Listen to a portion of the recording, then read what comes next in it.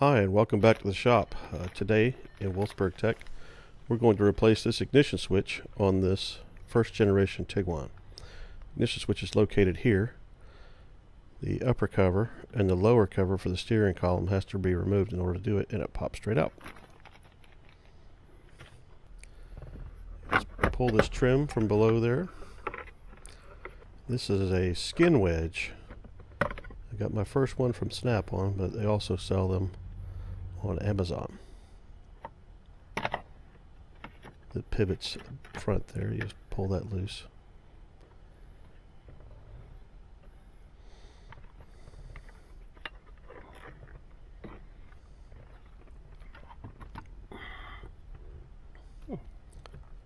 There's a T25, and I always protect paint and interior pieces when I have to run a tool against them. You can't unscratch something, so I don't risk it.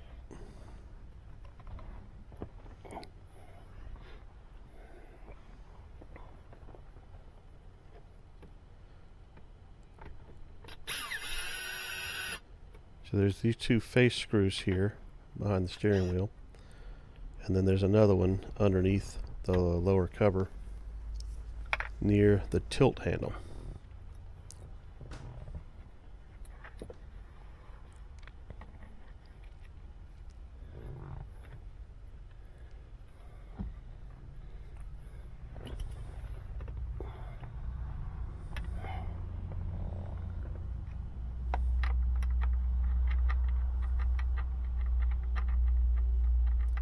I'm locating the screw first with the socket. Now this is a screwdriver from Snap-on. It's like an electric drill where it has a clutch that you can set. So when you're putting things back together with screws and interior, you'd always want to set your clutch to 1. Run it, let it slip the clutch, and then let go of the trigger and give a tiny little bit of a additional deal. So this is the J527 steering column control module, and the ignition switch is a little round piece. So here's the new one. We do not have to replace the harness. The harness comes with the switch, but I've never really seen a harness go bad. So instead of taking the entire steering column off and the airbag and steering wheel and all that, we're just going to pop that loose. So it comes loose really easy. So just pushing the little tab in and out it comes.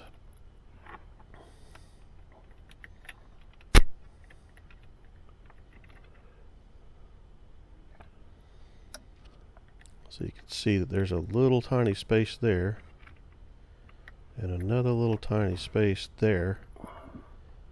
You can push in with a precision flat tip screwdriver, and you can see the little tabs there and there, right there where my finger is. So they leave you these tiny little pieces on the housing to get a tool in there.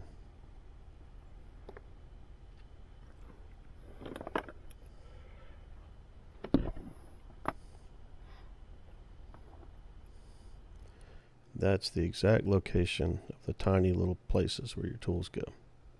So if you push a tiny tool into one side and the other, you can then pry the ignition switch away.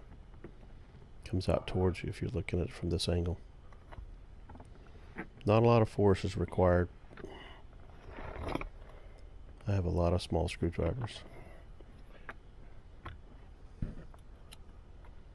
This one is cut down into a fine wedge, and then this is the other one, regular screwdriver.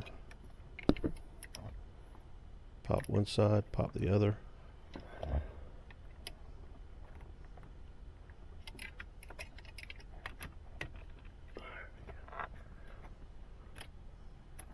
Now that it's popped, just slip it out. Now it's really important that you look at the center. So taking the two pieces and comparing them, you can see they're not lined up with each other. The little slot inside that the steering lock twists. I'm going to go ahead and mark the old one so they don't get them mixed up. That's easy to do because this part doesn't really get dirty. I'm going to hold them side by side, and I'm going to index. If you look, one side has a round tip to it in that black slot, and the other side is a square. So make sure you're putting the round where the round was on the one that came out. If you don't do this, or if you get it backwards, that switch is not going to work.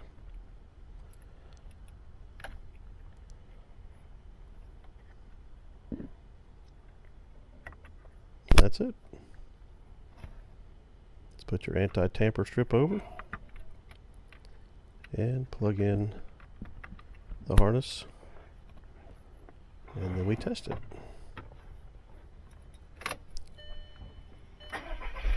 Awesome. That's what I like to hear. These switches carry very little current compared to, say, a Mark IV. The old 98 to 2005 cars. These really don't carry much current.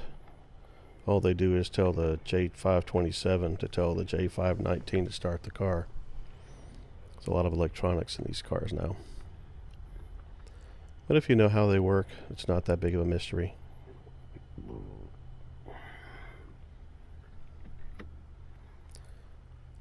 Alright, so this is pretty delicate. You put the tabs up in there. At least on the one side you can see. And the other side you have to pull the ignition switch hole up. You have to flex the housing a little bit to get it over.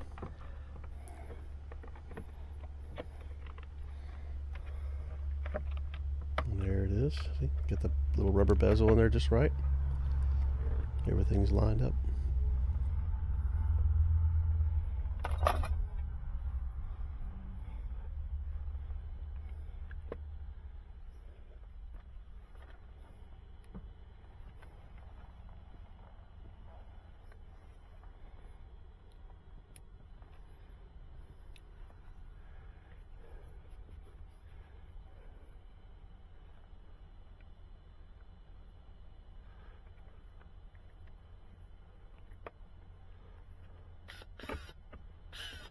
So I'm not going to tighten this up. I'm going to get them all started. Get all three screws started, and then I'll go through it and tighten them one by one.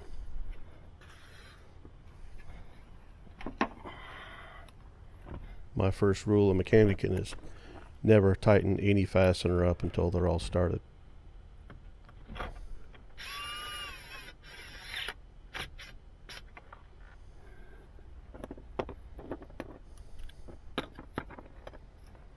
Get everything out from underfoot.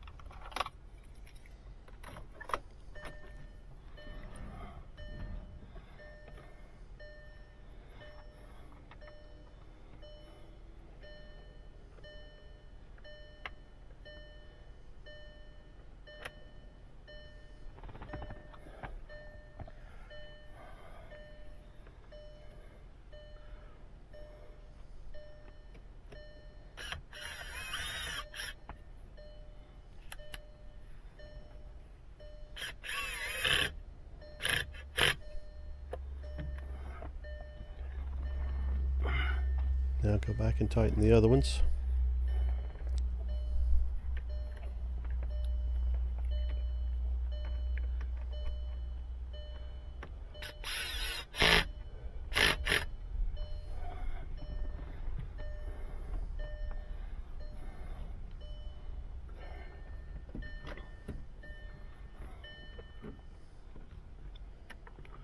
So those little pivots on the cover go into hooks on the lower cover. Click in. Oh, didn't get that one just right, did I?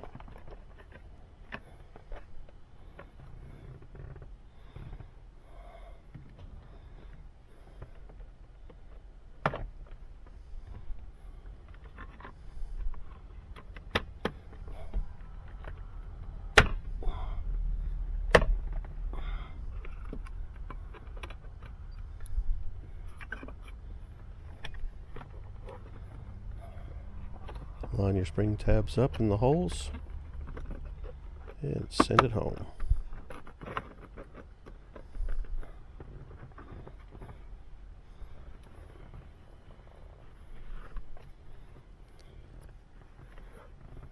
Well, this job is done, except there may be a code left over in the J527 steering column control module.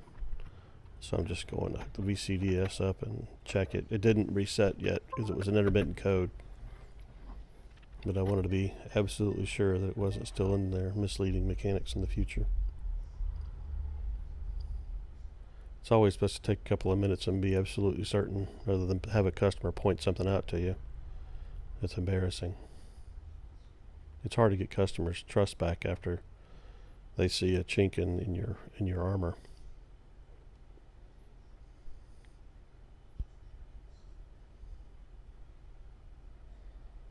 There you go.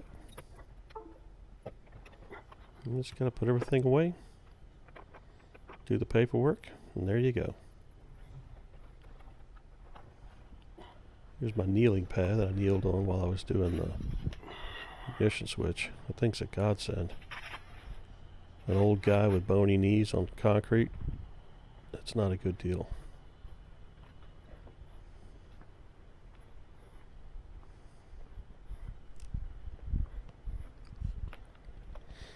And make sure you charge your VCDS up so that you don't have a dead laptop. Well, thanks for visiting. Look for other videos.